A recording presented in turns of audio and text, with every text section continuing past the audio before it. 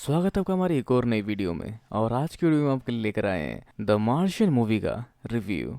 तो चलिए एक्सप्लोर करते हैं द मार्शियन मूवी, जिसकी शुरुआत होती है फ्यूचर में होने वाले नासा के मिशन मंगल से, जहां हम देख पाते हैं मिशन मार्स, जिसका नाम होता है नासा एरेस 3। जहां मार्स में कुछ इंसान भेजे गए हैं जो कि वहां पे इकट्ठा कर रहे हैं मिट्टी का सैंपल, मतलब मार्स की मिट्टी का सैंपल।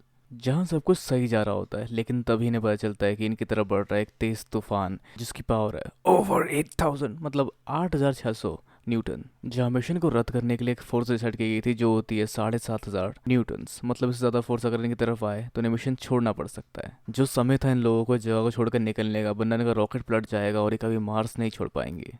जिस सबको देखते हुए वापस जाने का फैसला लेते हैं, जहां वहां उन्हें अपने बेस से बाहर निकलने पर फेस करना पड़ता है बहुत तेज तूफान, जिस तूफान के वजह से इनका एक साथी उड़ते हुए एंटीना से टकराता है और उसका सिग्नल खो जाता है। जहाँ इनके पास समय काफ़ी कम है क्योंकि इनका रॉकेट सिर्फ 12 डिग्री तक का झुकाव झेल सकता है, जहाँ भी वो 10 डिग्री तक झुक चुका है। तो अब क्योंकि उनके साथी मार्क का सिग्नल खो चुका है और उसके ऊपर गिराता है एक डिश, जिसकी वजह से उसका सूट भी टूट सकता है, जहाँ सिर्फ वो 1 मिनट और जी सकता है। जहाँ थोड़ी देर और ढूंढने के बाद वो लोग मान लेते हैं कि शायद मार्क नहीं बचा, क्योंकि हो सकता है उसका सूट मेल फंक्शन हो गया हो। जैसा सोच के वो मार्क को छोड़कर आगे बढ़ जाते हैं इस स्पेस शटल में अर्थ की ओर जाने के लिए। लेकिन अगले दिन हम देख पाते हैं मार्क को, जो जिंदा है, जिसके पेट में एक लोहे का टुकड़ा धंस जाता है, जहाँ पे उसके आसपास की चीज़ों को काट कर वो धंसा रहने देता है उस टुकड़े को, क्योंकि उससे उसका ब्लड लॉस नहीं होगा। जो वैसे एक मेडिकल एडवाइस भी है, जहाँ पे अगर आपके शरीर में कुछ धंस जाए तो उसको ना निकाले बिना मेडिकल हेल्प के, वरना आप बहुत सारा ब्लड लॉस कर सकते हैं। तो इस तरह से मार्क जाता है दोबारा उस कैबिन के अंदर, और वहाँ हाफ्ता हाफ्ता कैबिन या बंकर के अंदर पहुंचकर वो अपना इलाज करना शुरू करता है, जहाँ तेज तेज सांस लेके अपने सांसों को काबू करके वो खींचता है इस लोहे के टुकड़े को। जिसके बाद वो मेडिकल इक्विपमेंट से अपनी शर्ट काट कर चोट वाली जगह का खून बहना रोकता है और चोट वाली जगह के आसपास सुन करने वाला इंजेक्शन लगाता है। जिसके बाद मेडिकल इक्विपमेंट की मदद से वो उसके अंदर फंसे एक लोहे के टुकड़े को निकालता है, जिसमें उसका काफ़ी खून निकलता है और वो देख पाता है कि ये दोनों टुकड़े एक साथ मिले हुए थे, जो उसके एंटीना का हिस्सा होते हैं। और चोट की उस जगह पे वो स्टेपलर से टाका लगा लेता है। जिसके बाद वो रिकॉर्ड करता है अपना वीलॉग, जिसमें वो कहता है कि उसको सिर्फ 31 दिन तक का खाना है इस जगह पे, जहाँ पर इसके बाद वो है तो ऑक्सीजन की कमी से मर जाएगा या फिर खाने से मर जाएगा, जहाँ अर्थ से यहाँ तक मदद आने में लगभग 4 साल लग सकते हैं। पर उसके पास सिर्फ 31 दिन का रिसोर्स बाकी है। तो पूरी तरह से नाउम्मीदी से भर जाता है मार्क्स, जिसके पास सिर्फ 31 दिन है, जहाँ वो अपने साथियों के चीज़ों को देखना शुरू करता है और किसी तरह से में दिन काटता है। जहाँ पर 18वें दिन पे उसके दोस्त यहाँ से चले गए थे और ये 20वां दिन होता है इस मिशन का। तो इस तरह से समय बीतता है, जहाँ पे आगे सब लगाता है कितने दिन का खाने का स्टॉक पड़ा है इसके पास। और जहाँ ऐसे दिन कट रहे होते हैं, लेकिन हकते हुए एक दिन इसको आइडिया आता है और ये कुछ सोचता है। जहाँ मार्क्स पाता है एक डब्बे में भरे हुए आलू और दोबारा शुरू करता है ब्लॉगिंग, जहाँ पे खाना एक्स्ट्रा राशन दिया गया था 68 दिन तक का 31 दिन की बजाय, और यहाँ पे ये 6 लोगों का खाना था, जहाँ वो अकेला इसको 300 दिन तक का काम चला पाएगा। लेकिन अगर वो दिमाग लगाए तो 400 दिन तक भी चला सकता है और उसे बस खाने को खींचना पड़ेगा 3 साल तक, ताकि उतने समय तक वो जिंदा रह सके और उस तक मदद पहुँच सके। पर ऐसी जगह पर जहाँ कुछ उगता नहीं थोड़ा मुश्किल हो सकता है, लेकिन ये है बोटानिस, जहाँ ये जुगाड़ करता आगे ह्यूमन वेस्ट को जमा करने का और उसका कुछ अलग तरीके से इस्तेमाल करता है ये। तो एनर्जी के लिए सारे सोलर पैनल को दोबारा अरेंज कर और कुछ मिट्टी उठा के मास से और एक कमरा तैयार करके पन्नी से भरा हुआ ये सारी मिट्टी उस कमरे में जमा करता है मास की, और फिर लोगों के मलमूत्र से, मतलब जो कि जमा हुआ था पीछे की तरफ वैक्यूम से पैक होकर, सबसे बनाता है खाद, जो थोड़ा घिनौना भी होता है लेकिन ये ज़रूरी होता है। जहाँ पे आलू को काट कर आधा आधा मलमूत्र के खाद के साथ डालकर उसके ऊपर हल्का हल्का पानी डाल देता है, क्योंकि पानी की काफ़ी कमी होती है यहाँ पर। लेकिन मिट्टी को उपजाऊ बनाने के लिए इसे काफ़ी सारा पानी चाहिए, जिसको बनाने की रेसिपी ये जानता है, जहाँ पे ऑक्सीजन के साथ हाइड्रोजन को जलाना है और उस तरह से कुछ टेक्निकल टर्म को यूज़ करते हुए ये पानी बना सकता है। जहाँ इसके पास रॉकेट फ्यूल में बहुत सारा हाइड्रोजन पड़ा है, जिसको किसी कैटलिस्ट के साथ जलाने पर इसे मिलेगा N2 और H2। जहाँ पे इतिहास गवाह है कि H2 ने आज तक कभी आग नहीं पकड़ी, मतलब उसे जलाने में कोई नुकसान हुआ नहीं। पर आग चलाना थोड़ा मुश्किल होता है, क्योंकि नासा कभी भी आग चलाने वाली चीज़ इनके साथ भेजती नहीं, लेकिन इसे मिलती लकड़ी का बुरादा, जिसपे ये इलेक्ट्रिक स्पार्क से आग लगाता है, जहाँ पे कुछ लिक्विड तो बन रहा होता है, लेकिन तभी ये चिल्लाता है और धमाका हो जाता है, क्योंकि इसने कैलकुलेट नहीं किया अपने सांस से निकलने वाली ऑक्सीजन को, जहाँ उसे शायद चिल्लाना नहीं चाहिए था। लेकिन तभी उसके बाद वो दिमाग लगाता है और इस चीज़ को दोबारा करता है, बस अपनी सांस को रोकने के लिए हेलमेट पहनकर और सारे प्रिकॉशन को ध्यान में रखते हुए, जहाँ वो इस बार कामयाब हो जाता है और अगली सुबह देख पाता है वो जमी हुई ओस इस पूरी लेबोरेटरी के अंदर। तो वो बनी हुई बूंदें बारिश की तरह काम करती है और उस कमरे को भर देती है, और एक दिन एक पौधा आखिर में उग ही जाता है। तो अब अगर हम बात करें अर्थ की, तो वहाँ पे श्रद्धांजलि दे दी गई है मार्क्स को। अब इसके अलावा विंसेंट कपूर नाम का एक शख्स चाहता है कि वो सैटेलाइट का इस्तेमाल करे, ताकि वो देख सके कि क्या हो रहा है मार्स में और उनका कितना सामान वहाँ बाकी है। लेकिन क्योंकि वहाँ मार्क्स की लाश पड़ी हो सकती है, जिसको टीवी पे दिखाया जाना ठीक नहीं होगा, जिसकी वजह से नासा का डायरेक्टर उसे ऐसा करने से मना कर देता है। पर वो चुपके चुपके वहाँ के कोऑर्डिनेट्स भेज देता है अपने किसी साथी को, जो कि चेक करती है कोऑर्डिनेट्स, और वो जो देखती है उससे वो काफ़ी हैरान हो जाती है। क्योंकि उस सैटेलाइट इमेज में वो सोल 18 और सोल 54 के बीच में काफ़ी फ़र्क देख पाते हैं, जहाँ पे उनका रोवर अपनी पोजीशन चेंज कर चुका है, जहाँ सोल का मतलब यहाँ पर है मार्स में होने वाला एक दिन। तो आगे वो इन सबकी खबर विंसेंट कपूर और बाकी लोगों को देती है, जिस सबका खुलासा अब उन्हें प्रेस में करना पड़ेगा और सोचना पड़ेगा कि कैसे वो बचा सकते हैं मार्क्स को, क्योंकि दोबारा मार्स तक पहुंचने में उन्हें लगभग इतना टाइम लग जाएगा जब तक कि वो जिंदा भी नहीं रह पाएगा और भूख से मारा जाएगा। पर मार्स में मार्क्स भी तैयारी कर रहा है एरिस 4 मिशन की, जो कि इनका चौथा मिशन होगा, जहाँ पर जिस जगह ये लैंड करेंगे वहाँ जाके ये उनसे हेल्प ले पाएगा।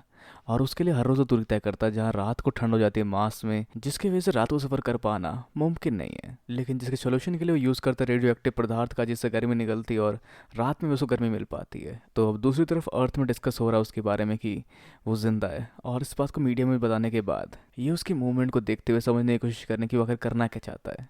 तो मार्स तक पहुंचने में लगने वाले हैं 9 महीने, और उसी तैयारी में से इन्हें 6 महीने और लग जाएंगे, मतलब लगभग 1.5 साल तक का टाइम लग जाएगा मार्क्स को रेस्क्यू करने में। हाँ, लेकिन ये बात अब तक क्रू को नहीं बताई गई, जो कि मिशन मार्स से वापस आ रहे थे। तो मार्स पर मार्क्स उगाने में कामयाब हो जाता है आलू को, और उसे कटाई करता है, जहाँ पे मोटे आलू बड़े आलू को खाता है और छोटे आलू को दोबारा यूज़ करने वाला है बीज के तौर पर। अब इसके अलावा उसको एक जगह दिखती है जहाँ कुछ तो है जिससे वो कम्युनिकेट कर सकता है अर्थ वालों से, और जिस सब चीज़ों को अर्थ वाले देख कर भी समझ पाते हैं क्यों क्या करने की कोशिश कर रहा होगा। और उसके प्लान से कोऑर्डिनेट करने के लिए विंसेंट कपूर जाता है जेपीएल के हेडक्वार्टर्स में। तो मार्क्स अपने साथ इस पाथफाइंडर यानी कि इस मशीन को लेकर पहुंचता है अपने बेस के पास और उसको चालू करता है, जहाँ पे ये लोग भी कम्युनिकेट करने में कामयाब होते हैं उस पाथफाइंडर के साथ, जो कि मार्स पे है। और जहाँ मार्क्स भेजता है एक फ़ोटो जिसमें पूछता है कि क्या मेरे सिग्नल तुम्हें मिल रहे हैं, यस और नो, जहाँ कैमरे लगे बता सकते हैं कि क्या उसके सिग्नल उसको मिल रहे हैं या नहीं। और ये लोग कैमरा मूव करते हैं यस की तरफ। तो 26 अल्फ़ाबेट इसके आसपास लगाना काफ़ी मुश्किल हो सकता है, जिससे कॉम्प्लेक्स बातें नहीं कर सकता, लेकिन वो यूज़ करता है हेक्साडेसिमल नंबर्स का, जो 0 से 10 तक होंगे और जिनके इस्तेमाल से वो उनसे लेटर बनवा कर लिख सकता है कि वो क्या कहना चाहते हैं।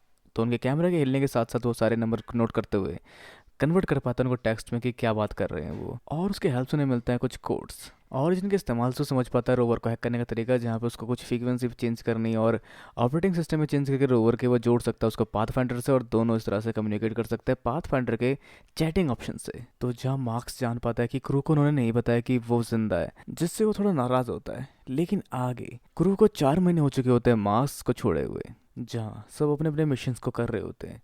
पर तभी इनको एक ईमेल आती है, मतलब इसमें वीडियो में बताया गया होता है कि मार्क्स जिंदा है और ये बात छुपाए रखी तुमसे, जिसके लिए मैं शर्मिंदा हूँ, पर ये मेरा आइडिया नहीं था वगैरह वगैरह, जहाँ पे ये सारी बातें वो जान पाते हैं कि क्या क्या हुआ उस दौरान। तो मार्स में मार्क्स काफ़ी हद तक एंजॉय कर रहा होता है, उसको बहुत सारी ईमेल्स आती है, और ऐसा माना जाता है कि जो जिस जगह पे खेती करता है वो जगह कॉलोनाइजर हो जाता है, जहाँ अब मार्क्स की जागीर है। तो मार्क्स की फसलें चलेगी 912 सोल तक, और वहाँ सामान भेजने में 868 सोल लग जाएंगे, जो कि अब भले ही कम हो, लेकिन वो अभी भी ठीक नहीं है। पर सब कुछ ठीक नहीं होता, क्योंकि एक समय किसी गलती के वजह से वो अपने बेस का प्रेशर मेंटेन नहीं कर पाता, या किसी टेक्निकल एरर के वजह से उसके बेस का कैबिन ब्लास्ट हो जाता है, जिसमें उसकी फसलें भी सारी खराब हो जाती है। जहाँ बचे कुछ आलू और बचे हुए खाने को देखा जाए तो उसके पास सिर्फ 609 सोल तक का खाना बाकी है। तो उस तक सामान पहुँचाने का मिशन और जल्दी शुरू करना पड़ेगा, जहाँ इनके पास समय और कम है। तो मार्क्स की बात उसके टीममेट से भी होती है, और इसके अलावा फिर वो अपने को संभालता है और रिपेयर करता है इस हैप को, और उसका तरीका काम कर जाता है। अब फिर मास्क गिनना शुरू करता है आलू, कितने आलू उसके पास रह गए सर्वाइव करने के लिए।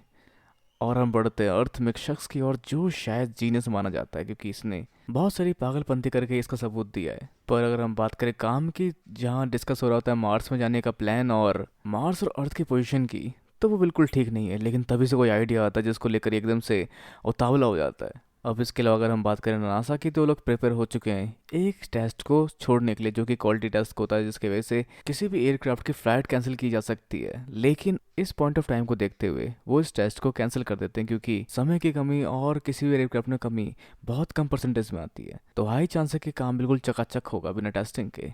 अब अगर हम बात करें मार्क्स की, तो उसे अपने खाने की खपत कम करनी पड़ती है, मतलब कम से भी कम करनी पड़ती है। अब आगे नासा तैयार हो जाती है मार्क्स के पास मार्स में सामान भेजने के लिए, और वो लॉन्च करना शुरू करती है अपने एयरक्राफ्ट को, जो परफेक्टली ऊपर तक पहुंच जाता है। लेकिन थोड़ी सी कैलकुलेशन में एरर की वजह से, या फिर चेकिंग ना करने की वजह से कुछ एरर रह जाते हैं इस शिप में, मतलब इस एयरक्राफ्ट में, और वो ब्लास्ट हो जाता है हवा में। अब जहाँ दिन की गिनती और कम हो गई है, जहाँ इस नाउमीद से भरे पल को देखते हुए मार्क्स एक चिट्ठी लिख देता है अपने कमांडर को कि वो उसकी फैमिली को विजिट करे अगर वो यहाँ मारा जाता है इस मिशन में, या मतलब उसे बचाया नहीं जा सकता। मतलब अब चांसेस काफी हाई हो चुके हैं कि वो शायद जिंदा नहीं बचेगा मदद पहुंचने तक। पर चाइनीज स्पेस एजेंसी के पास कुछ है जो उनकी हेल्प कर सकता है, जो एक टॉप सीक्रेट था इनकी एजेंसी का, जो कि अपने लॉन्च के लिए इस्तेमाल करने वाले थे, लेकिन सिचुएशन देखते हुए ये हेल्प करने के लिए हाथ बढ़ाते हैं नासा को, और डूबते हुए तिनके के सहारे के साथ ही अपने मिशन को आगे एग्जीक्यूट करने की कोशिश में लग जाते हैं। और यहाँ हमारा अंडरडॉग जीनियस पहुंचता है नासा के हेडक्वार्टर में, क्योंकि उसे कोई कैलकुलेशन मिल चुकी है जो बहुत काम आ सकती है। अब जो कुछ इस तरह से है जिससे मिशन काफ़ी जल्दी हो सकता है और वो लोग मार्क्स को बचा सकते हैं। मतलब एग्जांपल के लिए जो अभी स्पेस में हर्मीज है जिसमें कि क्रू आ रहा है, अगर हम उसको स्पीड कम करने की जगह स्पीड बढ़ाने को कहें और अर्थ के ग्रेविटेशनल पुल की तरफ आकर उसका कर्व का फ़ायदा लेकर सेंट्रीफ्यूगल फोर्स से हम आगे बढ़ सकते हैं, जिससे हमारी स्पीड काफ़ी तेज़ हो जाएगी और हम काफ़ी जल्दी अर्थ से मास कर बढ़ सकते हैं। जिस बीच हर्मिस ले सकता है सप्लाई, मतलब फूड सप्लाई, और इस तरह से मास से उठा सकते हैं मार्क्स को बिना लैंड किए, जिसके लिए इन्हें कुछ और टेक्निक का इस्तेमाल नहीं करना पड़ेगा जिससे मार्क्स हर्मिस तक पहुंच सके। जिसके बदले रिची को सुनना पड़ता है गेट आउट, ना कि थैंक यू, क्योंकि इनके लिए फैसला काफ़ी मुश्किल है, 5 लोगों की जान लेना या फिर एक बंदे को मरने देना। तो नासा क्रू की सेफ्टी को देखते हुए इस प्लान को ड्रॉप कर देती है, लेकिन तभी कोई अंदर से ये खबर उन तक पहुंचाता है और फैसला उनके हाथ में छोड़ता है कि क्या वो इसे करना चाहते हैं या नहीं, जो रूल के खिलाफ होगा, जहाँ सब बागी मोड में आकर इसके लिए हामी भरते हैं। तो इन्हें रिची के प्लान के हिसाब से काम करना पड़ेगा। तो कुछ टेक्निक बताई जाती है मार्क्स को भी, ताकि वो अपने रोवर को स्पेस तक ले जा सके। तो सब अपने अपने काम को करने में लग गए हैं, जहाँ पर मार्क्स भी लग गया अपने रोवर को उड़ाने के लिए, और बाकी सभी तैयार है अपने कमर कसकर, जहाँ चाइना से सामान भेजा जा रहा है आसमान में हर्मिस तक, ताकि हर्मिस उसको कैच कर सके। और स्पेस में भी क्रू संभाल के उस सप्लाई को अपने हर्मिस से जोड़ लेता है। तो अब जहाँ हर्मिस अर्थ छोड़ के बढ़ती है मार्स में मार्क्स की ओर, जहाँ 7 महीने बीत चुके हैं और मार्क्स ना खाने की वजह से थोड़ा सा लंबा लग रहा है, या फिर यूँ कहें कि काफ़ी कमज़ोर लग रहा है। तो मार्क्स बढ़ता है उस कोऑर्डिनेट की ओर जो कि इसको दिए गए हैं, जिसकी ओर बढ़ते हुए मार्क्स अपने आप को समुद्री पायलट कहता है, मतलब क्योंकि मार्स पे समुद्री कानून लागू होता है। तो वैसे मार्क्स अपने रोवर पे स्पेस में नहीं जाने वाला, क्योंकि वो पॉसिबल नहीं है, जैसा कि मुझे लग भी रहा था।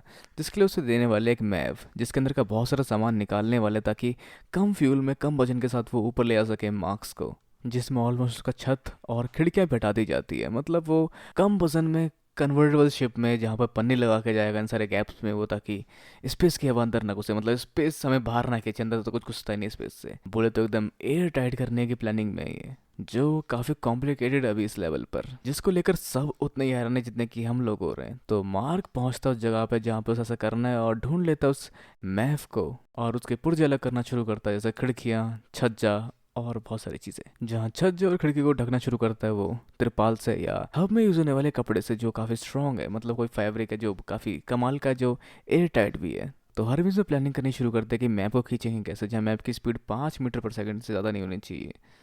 और बहुत सारी चीज़ें, जैसे कि 52 मिनट लगेंगे हरमिस तक पहुंचने में मैप को, और उसका तो वो खींच लेंगे मैप को और बचा लेंगे मार्क्स को, जिस सब का इंतजार अर्थ में बहुत सारे लोग कर रहे होते हैं। जहाँ मार्क्स पहुंचता है मैप के अंदर और अपनी शेविंग और बगल के बाल काट के तैयार हो जाता है स्पेस सूट पहनकर मैप को उड़ाने के लिए, या फिर उसमें उड़ने के लिए, क्योंकि उसे कंट्रोल करने वाला है मार्टिनस स्पेस से। तो क्योंकि उसकी खिड़की खुली हुई है तो उसे पहन के बैठना पड़ेगा स्पेस सूट। और इसके अलावा हैरानी कर देने वाली बात ये भी है, इसका वेट कम करने के लिए इसके अंदर कंट्रोल पैनल भी नहीं है, जहाँ पे इसको उड़ा भी नहीं सकता। तो मार्क्स को लॉन्च करने की जिम्मेदारी मार्टिनस के हाथ पे है, और वो तैयार हो रहा है, जिसके लिए काउंटडाउन शुरू हो जाता है, जिस सब पर पूरी दुनिया की नज़र है। तो स्पेसशिप उड़ना शुरू करता है, जहाँ उसकी स्पीड काफ़ी कम होती है तय स्पीड की तुलना में। तो मैव अपना एक हिस्सा छोड़ती है और दूसरा हिस्सा आगे बढ़ता है, जहाँ तय दूरी भी पहले से काफ़ी कम हो चुकी है। और मैव के अंदर मार्क्स बेहोश हो गया झटके की वजह से, मतलब जी फोर्स फील करने की वजह से। अब इस मोमेंट में मैव को बंद कर दिया जाता है। तो एक इस तरह से अपनी दूरी तो कंट्रोल कर लेते हैं, लेकिन पकड़ने की रफ्तार अब भी काफ़ी ज़्यादा होती है, जो 42 मीटर पर सेकंड चली जाती है, जहाँ इन्हें 5 मीटर प्रति सेकंड चाहिए था। जहाँ ये अपने हरमिस की स्पीड कम करने का फैसला करते हैं, तो मार्क्स को होश आ जाता है और वो कहता है कि मैं अपने ग्लव्स में छेद कर कर उसके प्रेशर से उड़ के आपकी तरफ आ सकता हूँ, जिससे मेरी स्पीड काफ़ी कम हो जाएगी। जहाँ ये पागलपन से भरा आइडिया शायद यूज़ में लाने लायक भी हो सकता है। तो क्योंकि स्पीड कम करने में काफ़ी फ्यूल जाएगी और इनके पास फ्यूल की कमी है, तो ये स्पीड कम करने के लिए एक बम बनाने का फैसला करते हैं, जिससे धमाका होगा और अपोजिट डायरेक्शन में फोर्स लगेगी और स्पीड काफ़ी कम हो जाएगी। जिसके लिए हरमिस के एक साइड वाले गेट के बाहरी छोर पे बम लगाया जाएगा, ताकि अंदर इसका इम्पैक्ट ना हो। तो बॉम्ब तैयार करके सेटअप कर दिया जाता है उसका, और ये लोग तैयार है धमाके के लिए, जिसके साथ ही ये स्पीड को 12 मीटर प्रति सेकंड के डिफरेंस पे ले आते हैं, जहाँ इनकी कमांडर एक प्रेशर छोड़ने वाली कुर्सी पे बैठकर रस्सी के सहारे पहुंचती है मार्क्स तक। लेकिन ये दूरी अभी भी ज़्यादा होती है, जहाँ अपने रस्सी खोलने की सोच रही होती है, लेकिन मार्क्स तभी अपने हाथ के ग्लव्स में छेद कर आयरन मैन बनता हुआ अपने को संभालते हुए किस तरह से उससे निकलते हुए हवा के प्रेशर को संभालते हुए पहुंच रहा होता है अपनी टीम के पास। और बहुत सारी जदोजहद के बाद जहाँ उसके हाथ से ऑक्सीजन रिसाव हो रहा था और उसके शरीर के अंदर ऑक्सीजन की कमी होने लगी थी, वो किस तरह से लिपटता हुआ रस्सी से आखिर में पकड़ में आता है कमांडर के। सो फाइनली उसको रेस्क्यू कर लिया गया है। जिस बीच मार्क्स की हालत थोड़ी ख़राब थी, क्योंकि वो काफ़ी टाइम से नहाया नहीं था पानी बचाने के लिए, और शरीर से आती बदबू और एमएफ के उड़ने से उसके पसलियों का चोट के अलावा वो ठीक था। जहाँ वो सेफली पहुंच जाता है अर्थ पे, और कुछ समय बाद एक क्लास में अपने सारे एक्सपीरियंस को डिस्कस कर रहा होता है, जो कि हमने इस कहानी में अब तक देखा। तो ये थी कहानी द मार्शियन, जहाँ पर हम गए मार्स में, जैसा अब तक नहीं हो पाया। तो देखते हैं फ्यूचर शायद हम मूवी के अलावा रियलिटी में चीज़ देख पाएंगे टीवी पे, जैसे कि मार्क्स को बचाया जा रहा था वैसे ही हम देख पाएंगे वहाँ मिशन हो रहा था। मतलब किसी को ऐसा ना हो तो बेहतर ही होगा। तो वैसे आप क्या सोचते हैं इस मूवी के बारे में? अपने विचार हम नीचे कमेंट बॉक्स में बिल्कुल ना भूलें। इस वीडियो को लाइक शेयर सब्सक्राइब करना भी बिल्कुल ना भूलें। तो अगले मिलते हैं अगली वीडियो में। Good bye and have a nice day.